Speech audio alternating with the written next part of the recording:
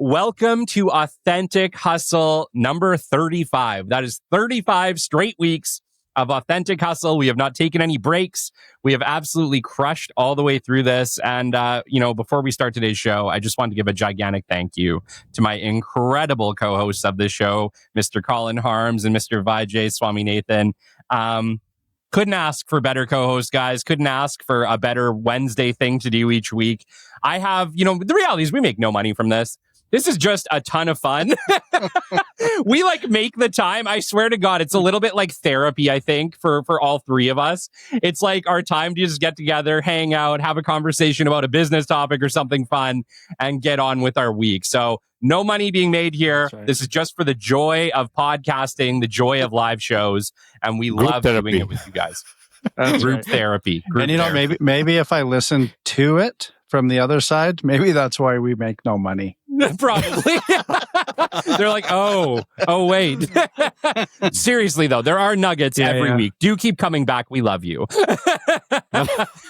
We do. Anyways, guys, Authentic Hustle number 35. We're trucking our way through. We've had some really killer shows. The last 3 or 4 shows have just been absolutely on fire. I've loved every one of them. I actually listened to our last 3 shows in a row, just literally back to back. I was like, this is great. Maybe we're actually figuring out how to do this. No kidding, Kelly. We have over 50,000 views on YouTube now, which is a winner. Wow. For show 35. Yeah. For Authentic Hustle, yeah. So wow. Okay, that's a win. Oh, that is a win. Okay. People, you're listening. Thank you. I love you. Does it say which country they're listening from? I don't know. Probably. I'm sure if we went deep enough, we'd figure it out. But we're not going to climb that deep today. VJ, how's your week going? I feel like I'm in a total mess. One might call it a clusterfuck. Trying to keep up with my life right now. Maybe it's me that needs therapy today. I was actually talking with Colin, and Colin's like, how's your week going? Because we have, a scheduled call, me and Colin, every single Wednesday. We have an hour, 9 a.m. to just chat. And I texted him this morning. I'm like, dude, I have to push this afternoon. I am just trying to keep up with my life and failing epically. It's we have so many amazing things going on, in our house right now, with regards to the Signal Awards. We've had so much support, guys. That's such an underdog story right there. I didn't realize it at the time because I wasn't paying enough attention, but we are literally the only independent show and the only Canadian show in the business category. Every other show in there is owned by a $1 billion network. Wow. So I'm up against Wondery. Wow.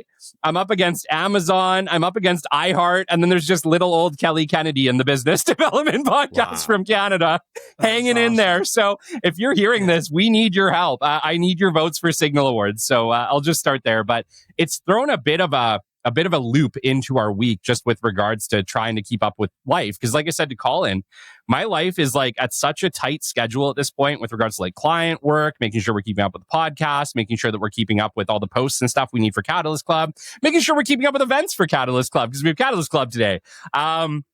If something gets thrown into the mix a little bit, it really screws me up. And I know I can't be alone in this. And I said to Colin earlier, I think I'm doing this wrong, man. But anyways, that's where I'm at leading into Authentic Hustle 35. How are you guys doing? I'm good. Business is I'm figuring out, and you guys know if you're figuring out, and there's more outreach and more business community, and reaching out with authenticity. I think that is taking us somewhere, and then people are appreciative of the fact. I met Mike Mack the other day. He gave me a signed copy of his book, so loved it. So I'm reading it. It's an amazing book, The Weekend Wisdom. Go check it out. So this is a great book from Mike Mack. It's a good book. It's a good book. So yeah, I'm meeting more people. It's kind of it's a small network. I mean, the more people I meet, it's everyone kind of knows everyone. So yeah, it's amazing how small the Alberta business community is. Yeah, it really is. And then the number of podcasts, there are only so many. I met with Chris Young the other day. We'll be doing a show very soon. I met Rudy recently. So it's good. I mean, and we launched our latest podcast with Giselle. She's a top Canadian artist. Amazing art that she makes actually. So I put one of her art right here. So That's a little Giselle art there. So yeah, great conversation actually. So I think people should check it out. So we finished 3 seasons, Kelly, with Pathfinder. So Wow. that's where we are right now. So Wow. Do you take breaks between your seasons, VJ, or do you just keep on trucking through? this summer, actually, for 3 or 4 weeks, I didn't release any episodes. But after that, I've like every Monday there'll be an episode getting released. So that's I'm burning a little bit, but it's okay. For the passion of it, for the love of art, I'm doing it. So You're smart. You take breaks. in the summer, I did for a few weeks. My gosh, I don't know how I've done it, but we released episode 277 this morning. And dude, I've never taken a single day off. And like, I'm not wearing that like a crown. I don't know how the heck I've done it. Yeah. I took break for the post-production, not for the recording though. But that's why we call you, Colin, you can repeat it. Actually. That's why we call Kelly the pod father. So That's right. The great pod father. yeah. Yeah, man. I don't know. I feel like an obligation to the listeners, and same with this too. Like, it's the same reason we show up to this every single week. We haven't missed a single episode of Authentic Hustle either. And I just think at the end of the day, when we started a show, we kind of started it and made a promise to people. And in the beginning, that promise maybe isn't as important because there's not as many people listening. But over time, I think that promise becomes more and more and more important because you become a critical, important part of somebody's week. I genuinely believe, like, even at 35 episodes, there's somebody out there who looks forward to this show every single week, who can't wait for Wednesday for Authentic Hustle to come out. Whoever you are, I'd love to meet you. But Hi, Mom. Seriously, though, that is the truth. Like, there are people who, if you become an ingrained part of their week, and I feel an obligation to show up, even when it's hard. You know what it is? It's like TV used to be.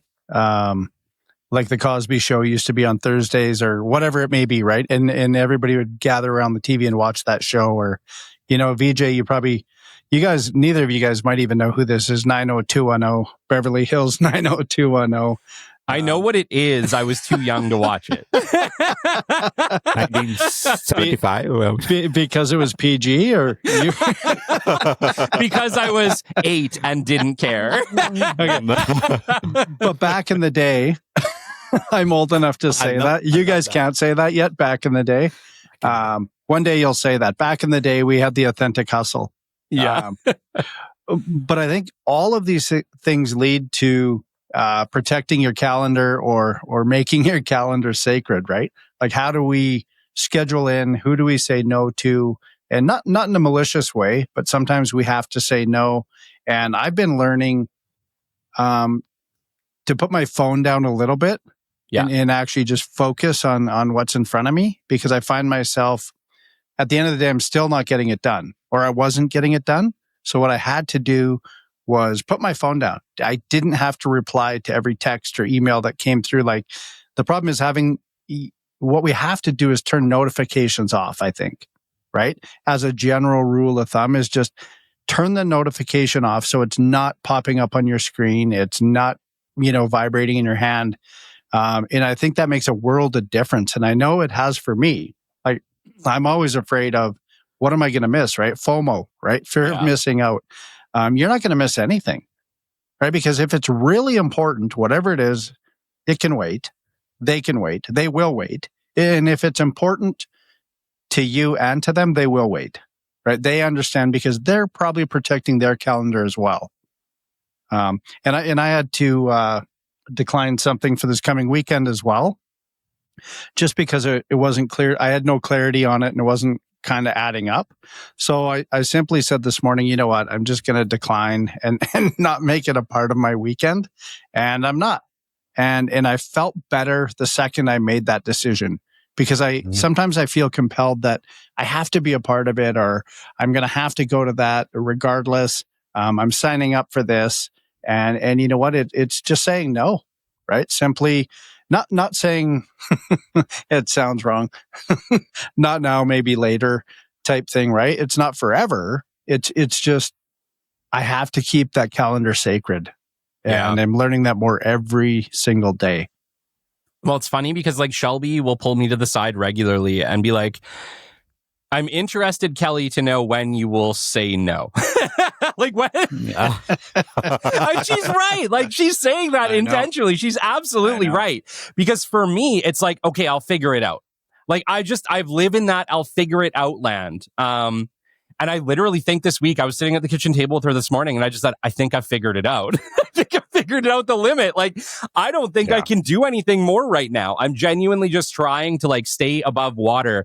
Because I forget who we were talking with who said it doesn't matter whether you're 2 feet. Was that you, Colin? It doesn't matter whether you're 2 feet or 2 inches above water or two water. feet above or 2 feet or 2 inches below water. You're still drowning.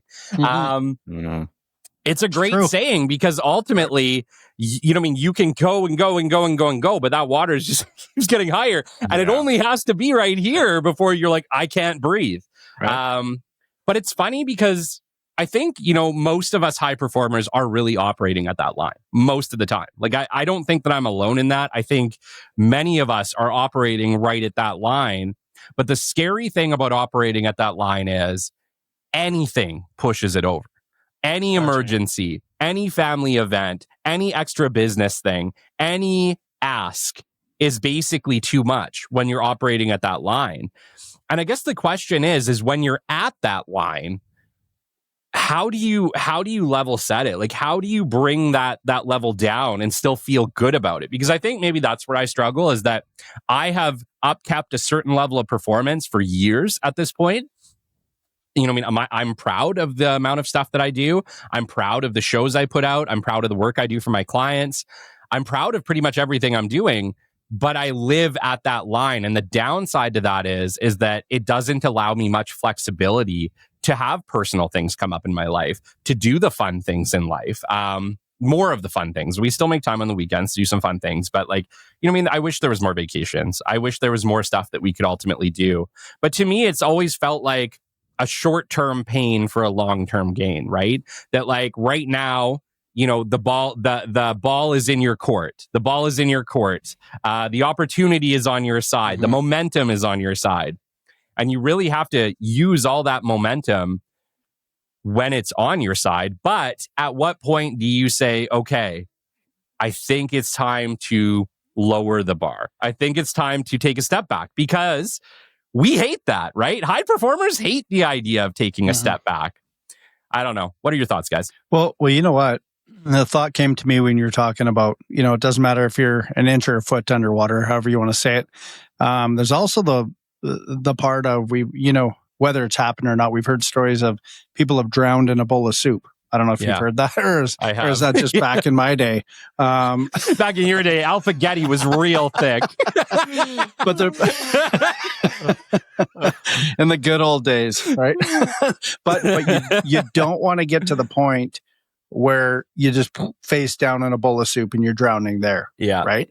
Because you're not effective. And the other part is we can run and run and run all day long and we're busy, but are we effective? Right. And in one way, years ago, one of my favorite bosses, and I have had a few, said to me, you can either create profit or traffic.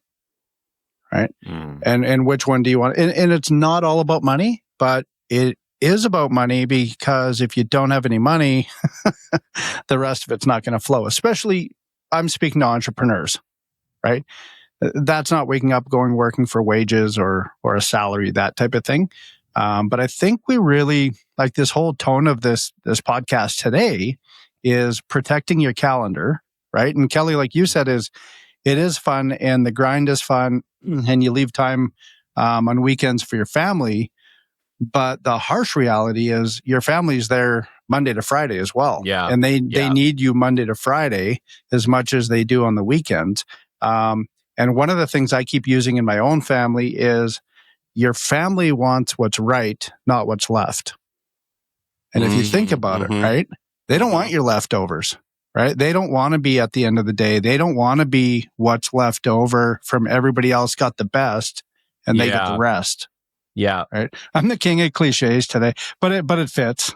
Yeah, no, so Shelby has actually said that, right? Like a lot of, like, we've had that conversation in the house where like the evening will be there and then I can finally take a step back. And then she's like, you know, like the show can get the best of you, or your work can get the best of you, and then at night we get the rest of you. But you're absolutely right. It's like by that point, usually during the week, I'm pretty tired by the time I'm done work. Yeah. It's just the way that I've lived, I guess. I mean, with calendars, I mean, like, I've in one of the show, I said, like, I saw this episode with Naval Ravikant. I'm a huge fan. I keep repeating him. I love what he says. I mean, having a busy calendar is great, but I would rather plan my day. I mean, if you're not using tools like Calendly and whatnot, you can actually limit the number of appointments you can have in a day. Yeah. To 2 or 1, because to that one meeting, I want to show up with 100% energy. To that, like, the late night conversation with your wife, I want to show up with that maximum energy possible, right? So I get it. I mean, the family does take a brunt of all this. I'm not alone in this, but at the same time, if you cannot control your calendar, then your day is not in your control. Right? I mean, if decide. Let's say you want to only have 3 meetings a day or 2 meetings a day. How many ever? Because those 2 meetings, you'll be 100%. If you're doing 10 meetings a day, your energy is gone, and you instantly feel it with the other person. Actually, you cannot give that kind of energy. So when I try to show up for Authentic, I want to give my 100%, because I try not to have too many distractions around Authentic Hustle, so that, like, or any other, or even with my podcasting session, I record one podcast every week on Thursdays.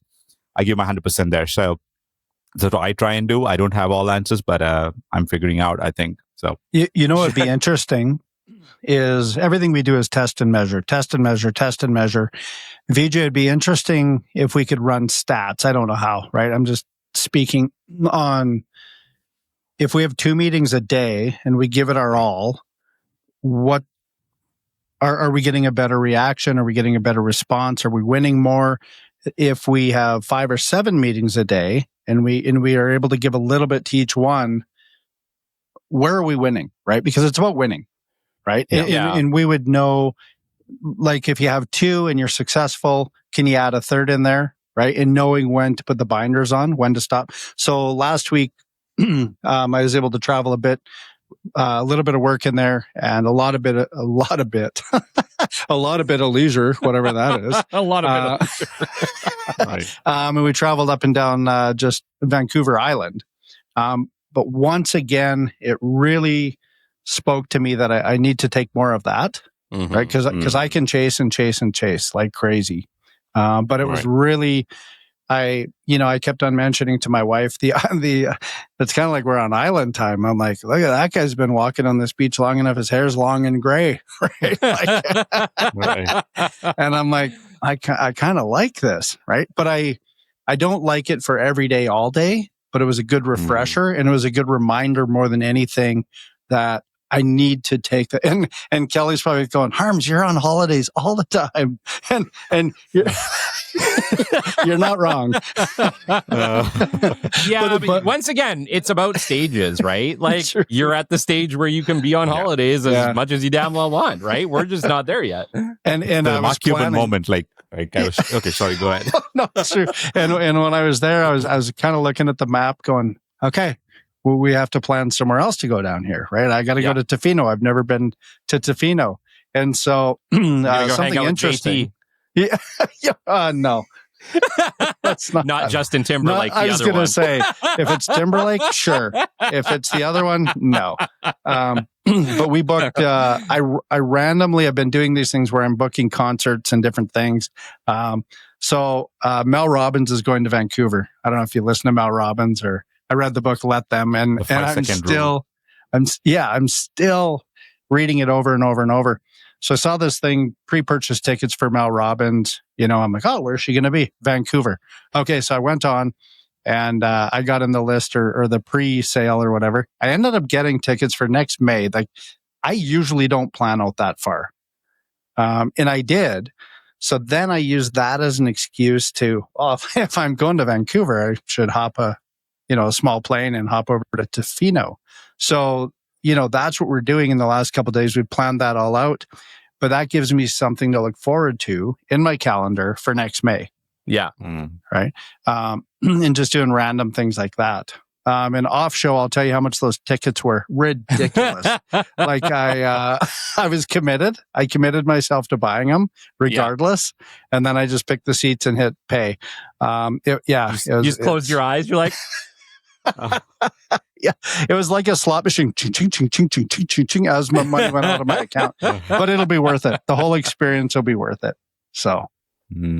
Anyway, I mean, something. I mean, when it comes to meetings, I mean, before in my previous life, Colin and Kelly, like I've did a lot of travel. Actually, I visited so many countries, seen a lot of things, and it's another mountain, and I still go to Banff, I still go to the Jasper. I still love nature. I keep doing it. But when it comes to office and meetings, actually, I've been in a day full of meetings. Actually, like nonstop, 8 meetings a day, 10 meetings a day, 8 hours of meetings, like nonstop meeting, go. But I mean, in those meetings, like, was anything getting done? Actually, I mean, so I've learned a lot from those meetings personally. So I'm trying to prioritize quality, I think. And every relationship I'm building, actually, in those 45 minutes or 30 minutes, I think that I can see that actually I'm able to have a real authentic conversation. And I mean, not every person we meet are going to be great friends, but at the same time, I've been authentic. I have no regrets, and I've given 100%. I was not just there to close a sale or anything like that, because I'm in the relationships game long term. I'm in the long term relationships game. So in 15 minutes, I close a sale or not, I'm not in that game. Definitely. So I don't, maybe long term, the sales and the product, that if that can come as a byproduct, I'm fine. But I didn't close the sale today in the 30 minutes. It's okay. That's because I want more people, quality relationships long term. That's why I'll probably be rich with friends. I know. So you'll probably be rich too with money. You will be. Yeah, you will. You know what the problem with meetings is? It's not actually the meeting. So when I look at like my calendar, I might only have 3 or 4 meetings in my day, right? But I mean, let's say that it's coaching. Let's say that I have some coaching to do. Well, if I have coaching to do, I have pre-work ahead of that session because I want to deliver an absolute killer session each time. So I do a pre-work. I write out all the things I want to talk about. I have a list to go from. I have things to ask about last session. And then when that's done, let's say we do the coaching and it goes amazing. Now there's reports that have to go out. So for me, it's actually not the meetings that are the problem. The meetings are the easy part. It's the pre-work and post-work that every meeting mostly requires in order to make it successful for whatever comes next. That tends to mess me up, right? Like for instance, tomorrow I actually have a speaking engagement in Edmonton, and that's one of the things that kind of threw me for a loop this week because I've been trying to prepare my presentation on top of everything else that I do every single week, which has just been a lot. And so it's like the little things like that just kind of throw you for a loop sometimes, where it's like you have a lot to do, and then something small, like come on and give a talk to hotel owners. I coach all day long. It won't be a hard thing for me to do, but I still want to present it well. And so that pre-work and post-work is what's kicking my ass, not the thing in the moment. So I think what you're saying is the accountability is what really gets us. Yeah. Right? You're becoming accountable for going into that meeting. Yeah. Right? And when you leave, and I said it before, years ago, I had an opportunity to become part of a coaching business, which was more of a franchise business. And the guy that wanted me to come in with him, he wanted me to work for him, not come in with him. I said, well, how busy are you? How much do you bill out? That type of thing. And he had said, oh, I have 42 clients or whatever. And I said, wow. And he goes, yeah, I can't remember what it was, $1,000 a month or a week or whatever it was at the time. And I said, oh, wow, that's pretty good revenue. And I said, but how much time does it take? And he said, well, I only have to meet with him 1 hour every week. I said, so you have a full-time job then. you're teaching them freedom and you're taking your freedom away. So at that point, I was like, no, I'm out. I'm out actually. And he said, no. And the big thing, Kelly, you just said, hit the nail on the head. It's the pre and the post work that the coach has to do, right? Yeah. It's like if you're in the game, it's the pre and the post. You watch the game, but then you have to go back and review everything that happened in the game, right? And then preview again for the next game, right? It's like highlight reels, right? That's what you should call those. That's your highlight reels, right? You're in your coaching and that's what you're doing, where it can really become more in easy to say, oh, this isn't going to take me very long. Well, what if you're coaching me and I have some really crazy stuff we have to get through? Well, you can't just go, that's a half hour, right? And you being the person that you are, I know you're going to put more into it than just, well, this is what they're paying for. No, I'm here to change lives. I'm here to help them change their business. So, let's just say, Kelly, you had 30 people that said, I want you to coach me. Well, you can't, right? How could you possibly do it? But the human Kelly says, "Ooh, how can challenge to take on?" Right?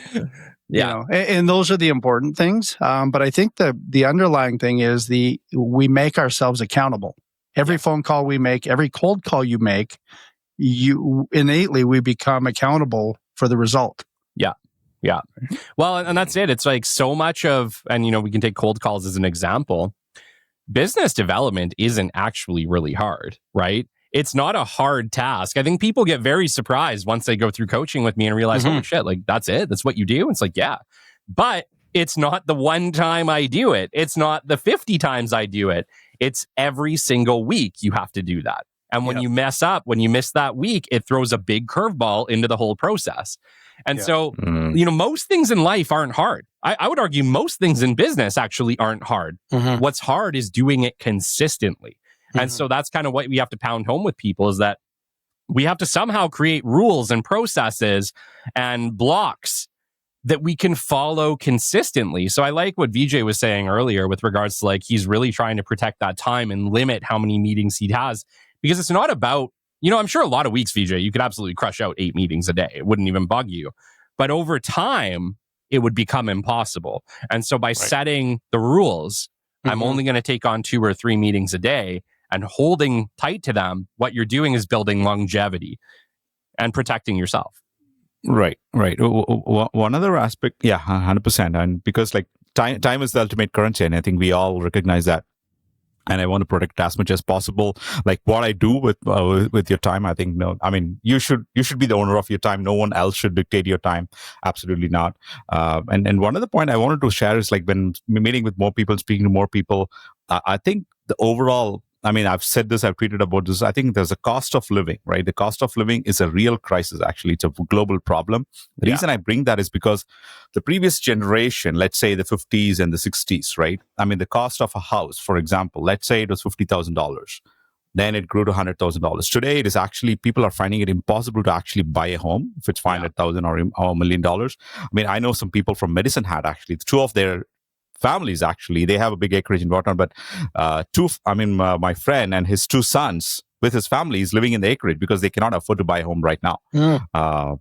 Right? It's a real problem, actually. And then we also, as from the business point of view, we see that because the cost of running a business is higher, right? So the cost of like keeping up the lights is higher. So that is a real problem also. I think people should also find a way to research it, because what worked 15 years ago is not working today. I did reference that in our presentation, Kelly, in the club. So what worked like 10 years ago will not work now. So what works now may not work in 2030 or 2035. So I would encourage anyone at the moment, like what works for you, go and research and read. And because people interpret the same book can be interpreted in 10 different ways. Correct. So find meaning in what you do and find your answers, actually, because you are the best specialist to get your own answers. That's what I'm realizing, at least. So. Colin? I think my last thoughts are, I actually really enjoy this conversation. And it always gives me great ideas and get things moving forward. Is I think more than anything right now that it was downloaded to me was I have to really watch, after listening to you, Kelly, what I make myself accountable for. Right? So sometimes it's the FOMO, the fear of missing out. So now all of a sudden I'm accountable, and not only do I disappoint myself, I disappoint the other side of the equation, right? And that's what I'm going to have to be conscious of moving forward is just really watching my calendar, and for what reason am I going to put something in there or not put it in there? Okay. What about creating rules? What are your thoughts on rules as to like what you will say yes to and what you will turn for down? sure. Yeah, maybe that's the takeaway from this, is that we all need to create that list of like, what will I say yes to and what will I turn down right now at this point in my life, at this point in my career. Yeah, maybe that's what we're all missing. 100%. I refer to those as boundaries, right? Yeah. Which are the same thing. And I'm really, really honing in on that, just because a little more freedom on my end. And what are the boundaries that I'm creating? Yeah. Love it.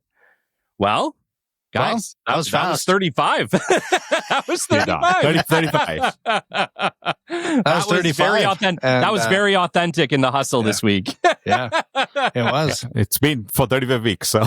Yeah, that's right. So, that's right. Well, that's it, guys. Thanks wrap for tuning in with us. We hope we see you next week. Give a comment. Let us know how you set your boundaries. Can't wait to hear it. And until next time, later, hustlers. Later. Later. That was a good show.